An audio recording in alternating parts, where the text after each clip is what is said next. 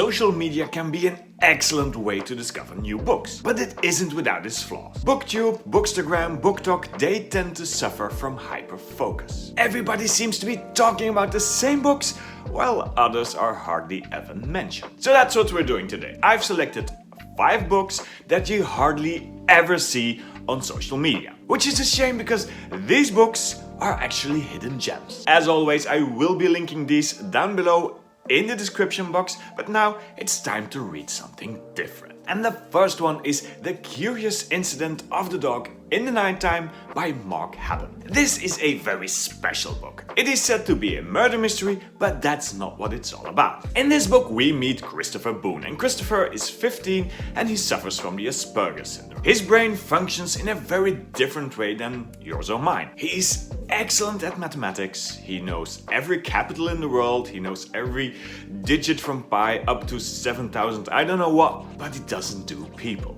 And then the dog of his neighbor gets murdered. He decides he's on the case. He is going to solve this case with his exceptional skills of reasoning and logic. And if that was it, it was just another murder mystery.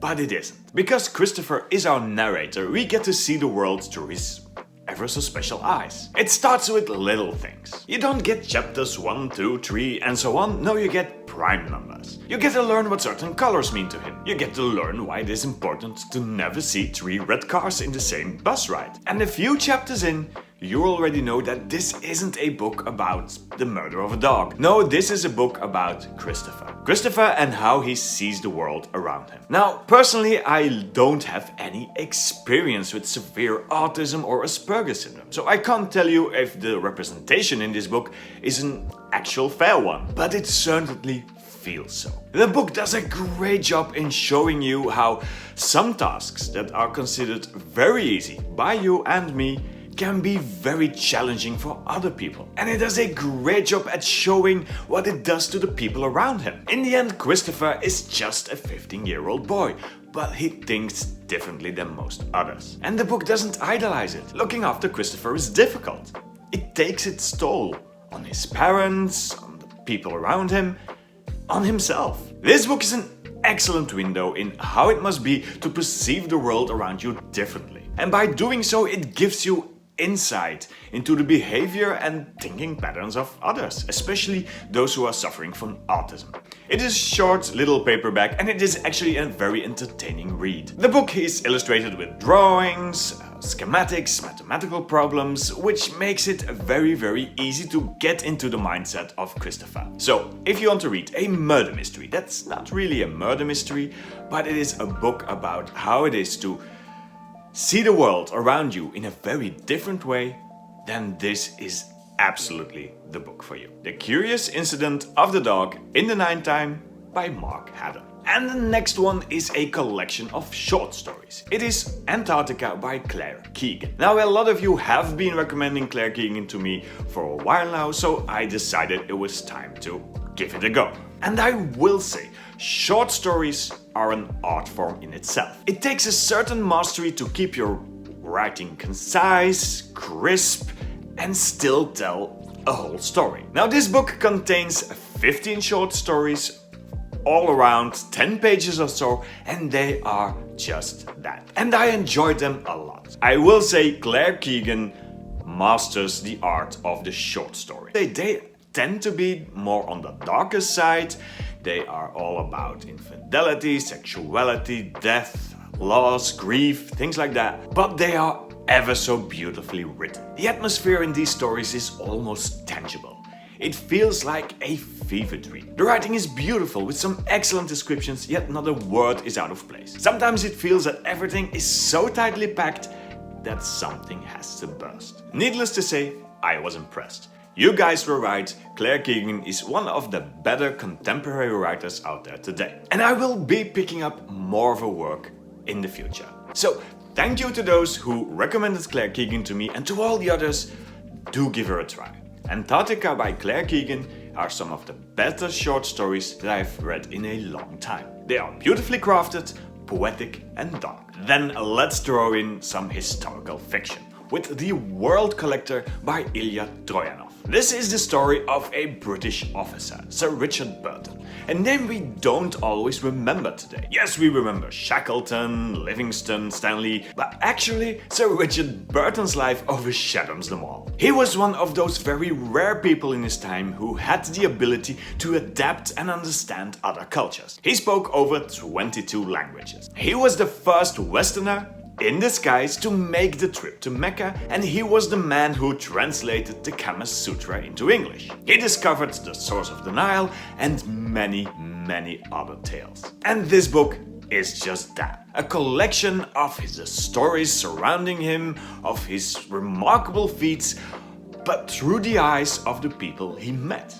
And yes, it is a story about Western colonialism, but it is also a story about Hinduism, Buddhism, Islam, other cultures. This man was very hard to summarize in just a few words, and it makes for some very interesting reading. And the book is two things. On the one hand, it sometimes feels like you're reading a biography. It is very well researched and puts events in the perspective of time and place. It is a book about colonialism and the things it brought, which were not always for the betterment of mankind. But on the other hand, it is a story. It is an adventure. It reads like Indiana Jones or James Bond. It has that sense of wonder, of exotic places and things you've never seen or heard of before. My 10-year-old self would have loved this book, and to be honest, I still do today. It is a bit older already, but it still is a wonderful book. And if you have any interest in historical fiction, in other cultures, in other religions, in colonialism, then by all means do pick this one up. And this is my Dutch copy, but it is translated from German into English, so you can find it anywhere. The Collector of Worlds by Iliya Toyanov. And then let's talk Nobel Prize. Norwegian author Jon Fosse won the Nobel Prize in 2023, so I had to pick something up by him. I decided to get to know him through one of his more floppier novellas, A Shining. And The Shining is a very short and strange book. Under 80 pages, it is the story of a man who gets into his car and starts driving, not really knowing where he's going to go. He alternates between left and right, leaves it up to chance, and ends up getting stuck in a forest road. It is getting dark, snow is starting to fall heavily, and instead of trying to get help or phone someone, he decides to get out of his car and just walk into the dark forest. Now, as he is getting more miserable and colder and he's actually slowly dying, he starts to see things in the forest. He starts to see a light, a being, and it all gets a bit ethereal from there on. This book is pure stream of consciousness. It is a continuous, erratic flow of thoughts, internal monologues, very vivid imagination. It is a lot. But what makes this book really powerful is that all of these colorful thoughts and imaginations and stream of internal monologues are put in a very crisp and stark contrast with a almost monochromatical world outside of black and white. And this book leaves a lot of questions unanswered. Yes, it is a book about death, but I'm not really sure whose death they're talking about. Is it the death of our narrator, the man who got out of his car into the forest?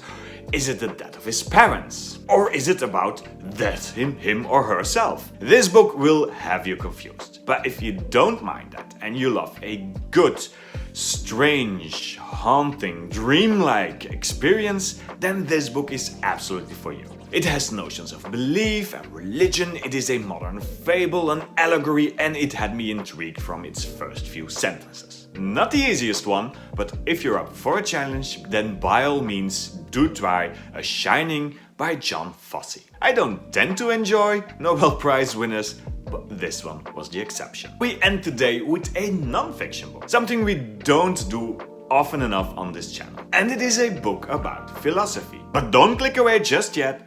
Hear me out. This is Status Anxiety by Alain de Botton. Now, Alain de Botton is a Swiss philosopher, writer, TV producer.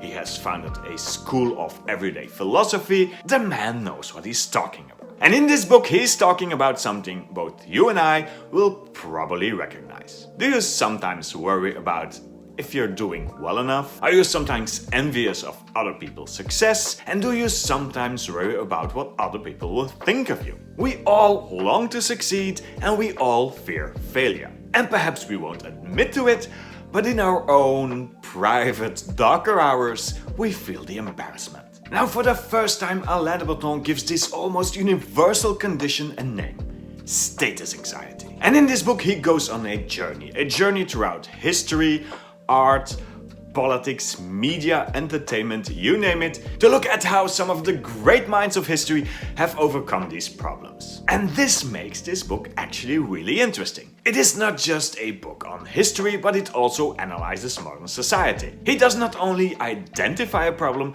but he also offers solutions. And he does this all in a very witty, funny and entertaining way. Alain de Botton masters the art of taking something that very difficult and could be very boring and makes it very easy to understand and very entertaining to read about. And especially in this day and age where social media reigns supreme, where clicks and subscribers and views and likes and comments are paramount to so many people, this book comes in as a fresh little breeze. I absolutely love this one and I will keep recommending it to everyone I meet. So if you're up for some non-fiction, then by all means do pick up Status Anxiety by Alain de Botton. And since we are talking likes and comments, why not dive into the comment section and answer this question: which is your favorite book that no one talks about and should get much more love on the internet? Let me know down below and we'll talk hidden gems some more. In the meantime, if you need some more unknown book recommendations, why not check out this video?